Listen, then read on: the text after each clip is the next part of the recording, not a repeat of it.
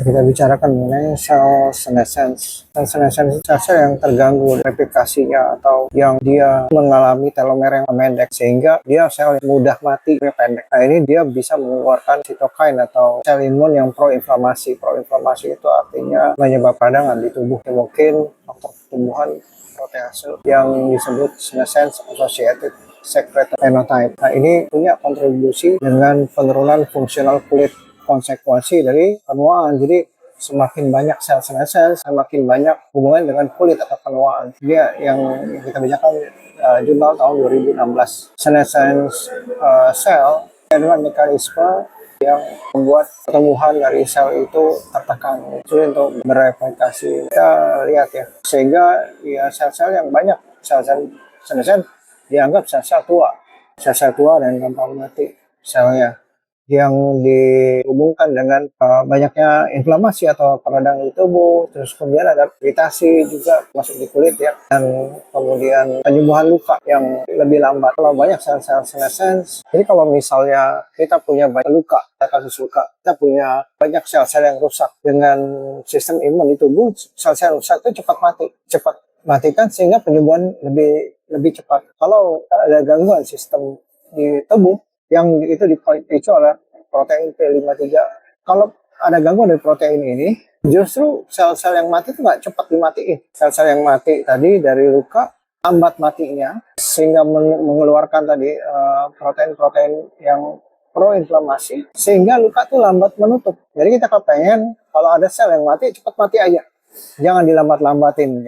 Pengennya gitu. Nah, sel-sel senescence ini nggak boleh banyak dalam tubuh. Apa yang menyebabkan dia banyak? Bagaimana caranya?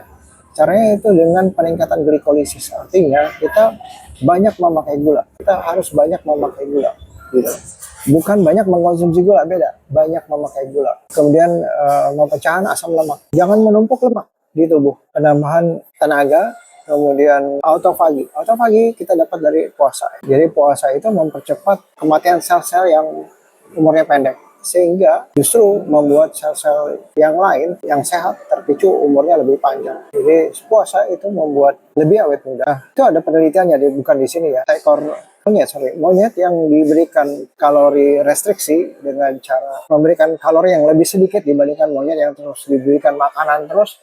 Itu dalam sekian tahun wajahnya kelihatan lebih muda yang diberikan kalori yang lebih sedikit atau dipuas dengan cara kurangi kalorinya dibandingkan monyet yang lebih sering makan. Wajahnya lebih muda walaupun ya namanya monyet ya, wajahnya tetap aja seperti yang mereka. Tapi kelihatan wajahnya lebih muda, dan itu dengan cara meningkatkan sistem kekebalan, karena di tubuh kita sebenarnya sudah ada natural killer cell, NK cell, dan sel dan T cell.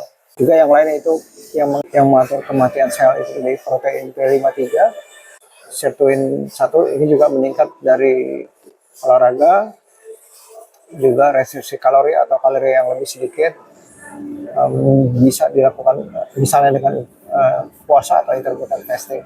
Kemudian NAD plus, proteinamid adenin di nukleotide NAD plus yang lebih banyak daripada NAD dibandingkan NAD yang diberikan satu atom hidrogen. NAD plus itu banyak kalau kita justru menggunakan lemak sebagai cadangan mengeluarkan tenaga atau ATP, justru dikeluarkan NAD plus. NAD plus justru pada saat kita makan, NAD plusnya dipakai. NAD plus itu dipakai untuk memproses makanan. Jadi jangan terlalu banyak makan atau jangan terlalu sering makan. Kemudian hati-hati juga dengan makan makanan gula yang terutama gula buah, yaitu fruktosa, gula aren, itu hati-hati ya, karena dia banyak menggunakan NAD plus.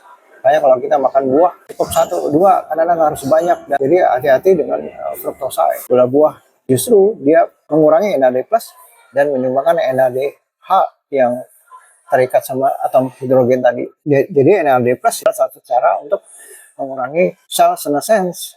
Jadi mempengaruhi dengan mempercepat penuaan. Ini NAD plus penting, keseimbangan. Kemudian penuaan sel juga dihubungkan dengan kematian dari mitokondria, sehingga mitokondria dalam sel juga harus dibuat sehat. Mudah-mudahan bermanfaat.